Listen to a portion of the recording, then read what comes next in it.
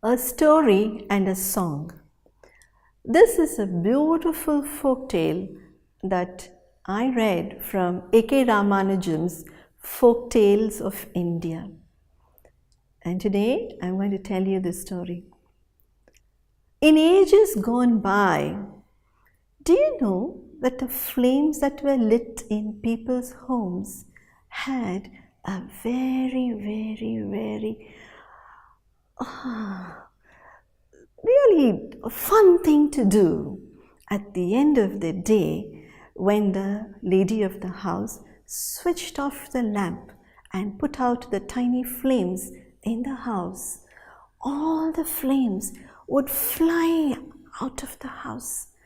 They would run, gathering in groups, giggling and laughing, and go to the hill temple near the village. There they would meet with each other and have a wonderful gossiping session with each other. Saying, what happened in your house?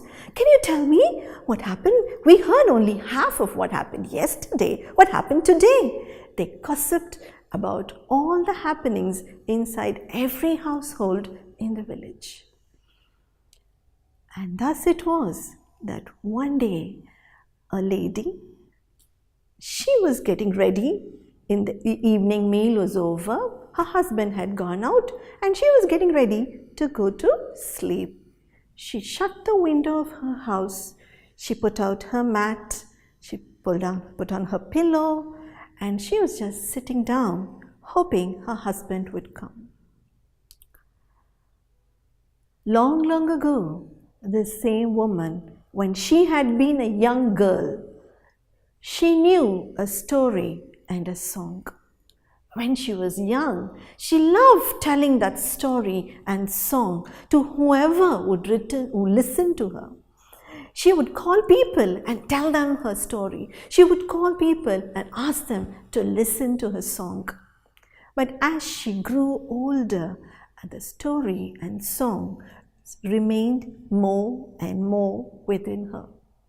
She got married and household responsibilities took over, and the story and song were forgotten and they stayed trapped inside her.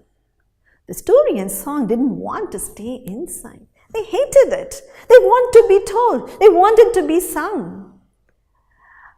But there was no way the lady could say or talk anymore.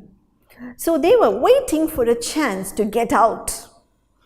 They were fighting within themselves. We need to get out. We don't want to be stuck within her all these years. We need to get out, they said.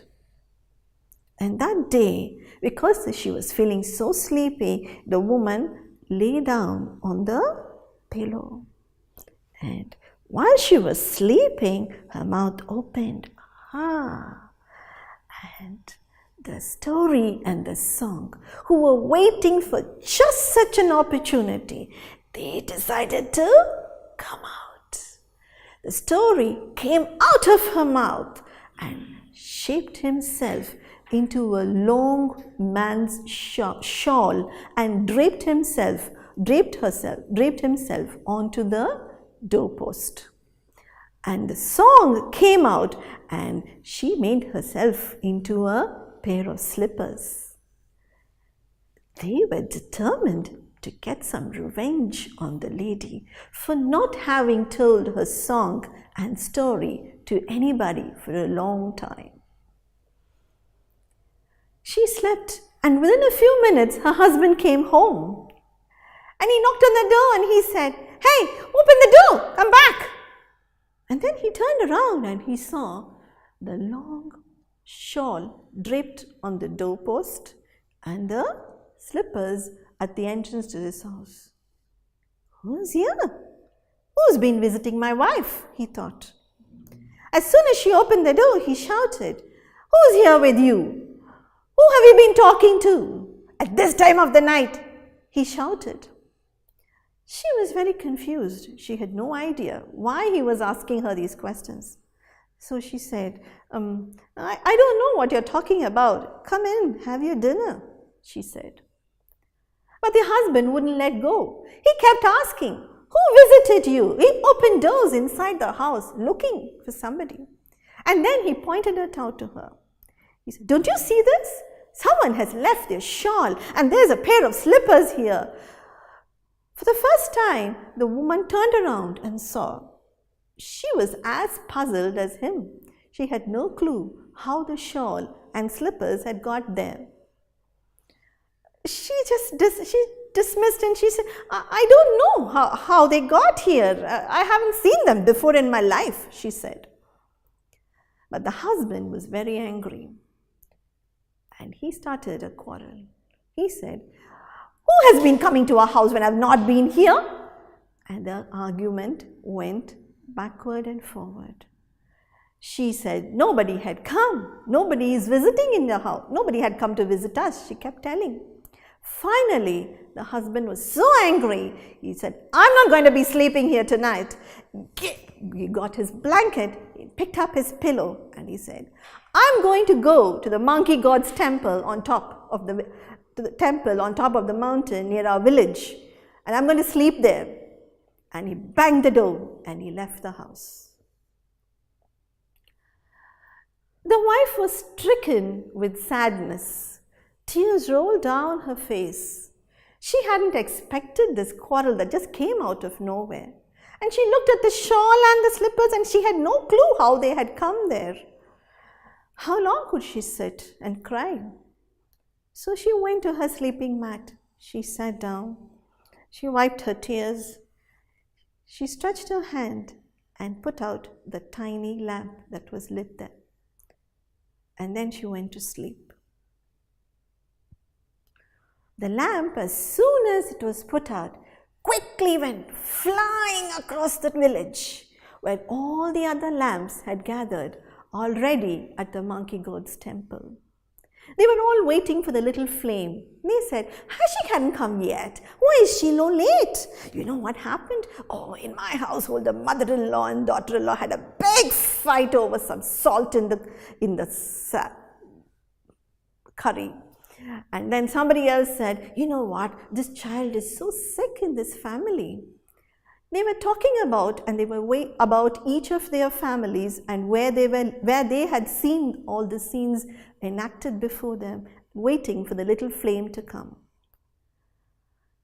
Meanwhile, the husband had taken his bedroll and reached the monkey god's temple. He laid the mat on the floor, he put down his pillow, he lay down to sleep. The tiny flame hurried inside to the gathering of the flames. And as soon as she entered there, they all asked her, "What happened? Why are you so late?" "Oh, there was a big fight." Oh, the husband didn't believe the wife. Poor thing, she hadn't a clue. She didn't know about the shawl and the slippers. But you know what? I know. I saw. It was a story. He jumped out of her mouth and he became the shawl. And it was a song. She jumped out of her mouth and she became the slippers. Oh, all the flames listened attentively. The husband had no clue. He kept accusing her. The husband, who was sleeping in the monkey god's temple, he could hear the whisperings going on inside. He thought, who is talking here at this time of night? Slowly, cautiously, he got up, walked a few steps, stood behind a pillar, and he looked. He saw the most amazing sight. He saw all the tiny flames from every single household in the village gathered there, gossiping, laughing, giggling, telling each other their news. Just as he was looking, he heard the little flame say, "Oh, that wife, she was a sweet thing. She's so innocent." She had no idea who it was. It was the story and the song that were inside her. They wanted to get out. They wanted to be told. They hated to be trapped inside her. So they chose this opportunity and they came out, said the little flame. The man listened to this and he was amazed. And he also knew he was very much in the wrong. Slowly, dawn came, and all the flames hurried back to their own households, into every household in the village. The husband picked up his mat, he picked up his pillow, and he walked slowly down the hill and he came home. He knocked on the door. His wife opened the door to him. She turned around and walked back, and she started lighting the fire. The husband gently touched her on the shoulder and said, "Do you know a story? Do you know a song?" For the first time, she turned around with an amazed expression on her face. She said, "How do you know I know a story and a song?" "Long, long ago, when I was a small girl, I knew." Said her husband. "Come, sit down. Tell me the story. Sing me the song."